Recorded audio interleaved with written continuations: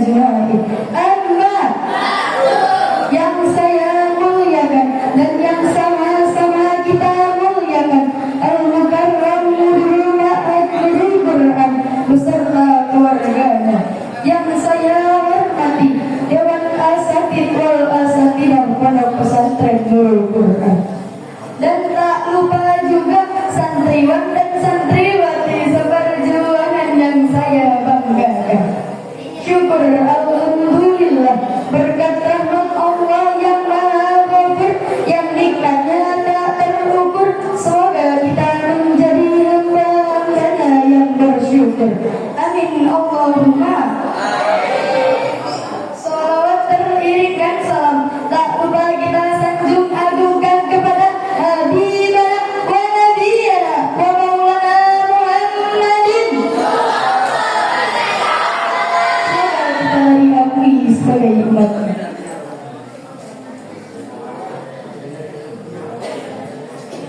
Empat pintu syaitan dalam menggoda manusia.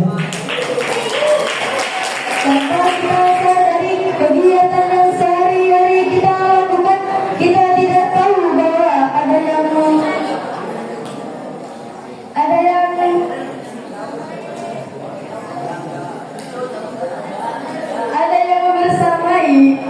membersamai kita, bahkan tidak selalu menggoda kita.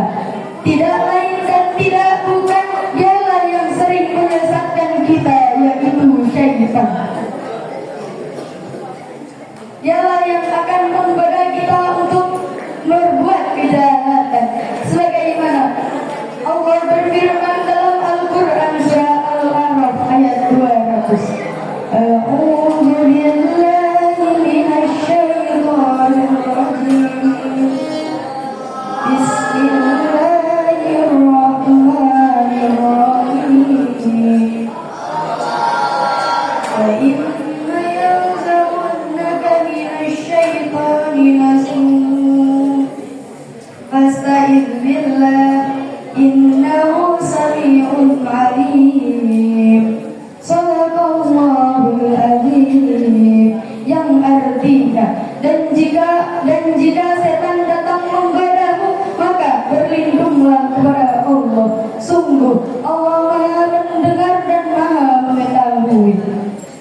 Karena sudah dijelaskan, Allah melarang kita untuk terjerumus ke dalam kejahatan syaitan. Karena sesungguhnya syaitan adalah musuh yang nyata bagimu. Rasulullah sallallahu alaihi wasallam bersabda, Inna syaitana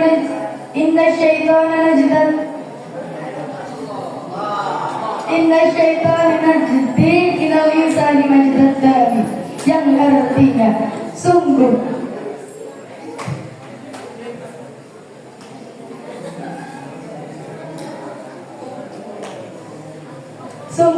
setan mengaur dalam diri manusia seperti mengalirnya darah. Ada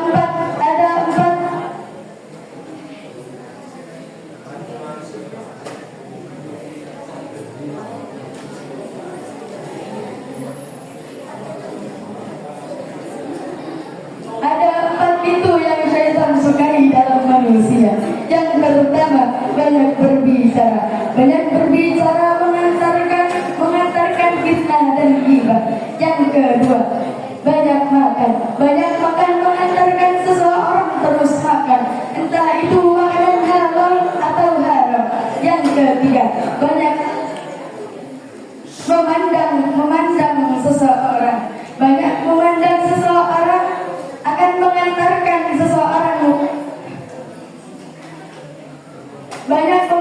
akan mengantarkan seseorang memandang lawan jenisnya, baik itu sengaja atau tidak disengaja.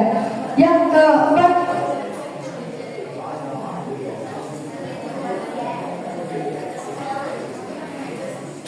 keempat, banyak bergaul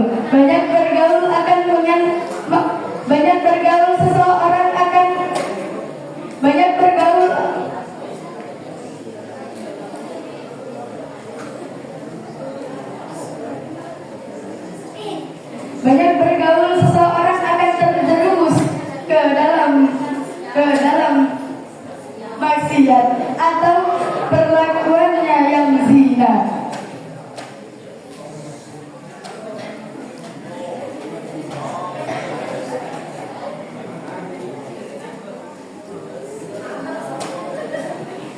Atau tidak dengan jadi kesimpulannya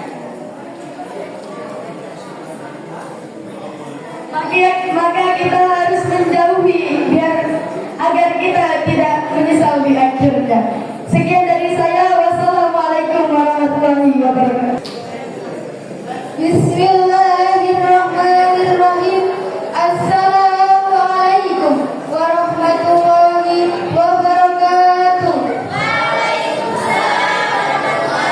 Alhamdulillahirabbil alamin wa bihi nasta'in wa ala umuri dunya waddin wa ala alihi wa sahbihi ajma'in. Amma ba'du. Yang saya muliakan Abah Pengasuh Pondok Pesantren Nurul Quran beserta keluarganya. Yang saya hormati Dewan Asatidz wal Asatidzah Pondok Pesantren Nurul Quran. Dan tak lupa santriwan dan santriwati yang saya hormati. Syukur alhamdulillah atas berkat rahmat Allah yang Maha Ghafur, yang nikmatnya tak terukur. Semoga kita menjadi hamba-Nya yang selalu bersyukur. Salawat beserta salam tetap terlimpah curahkan kepada Nabi Muhammadin sallallahu alaihi wasallam. 4 pintu syaitan dalam menggoda manusia. Tanpa kita sadari kegiatan yang sehari-hari kita lakukan, kita tidak tahu bahwa ada yang bersama kita, dan bahkan ia sering menggoda setiap umat manusia.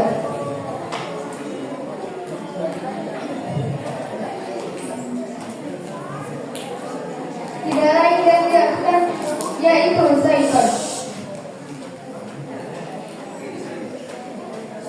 Dia adalah yang akan menggoda kita untuk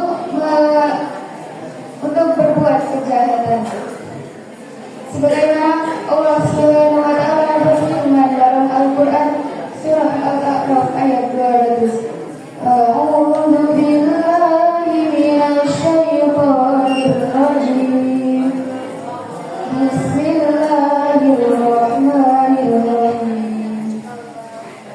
Wa inna yanzaghannaka minasy syaitani nazghun fasta'idz billah.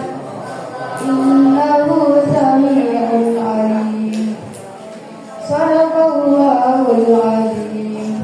Artinya, dan jika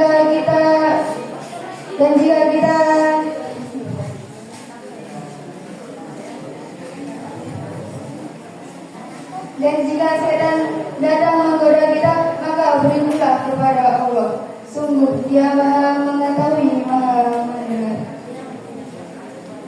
Sungguh Dia Maha mendengar, Maha mengetahui.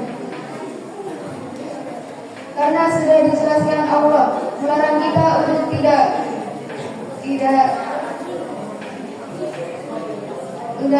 termasuk ke dalam syaitan.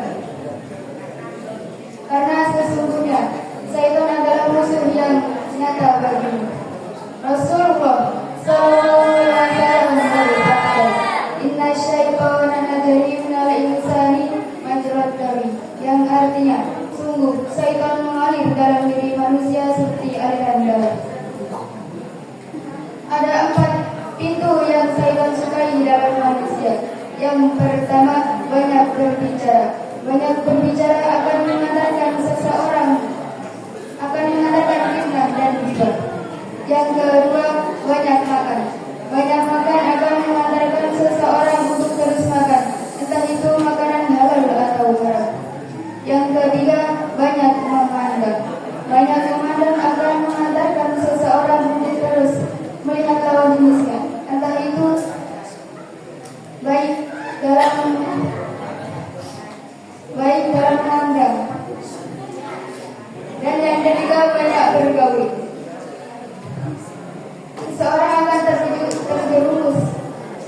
terjerumus dalam maksiat atau perbuatan zinanya jika ia tidak salah dalam pergaulannya. Jadi kesimpulannya, maka karena itu sebaiknya kita lebih menghindari daripada kita yang menyesal di akhirnya. Sekian dari saya. Wassalamualaikum warahmatullahi wabarakatuh.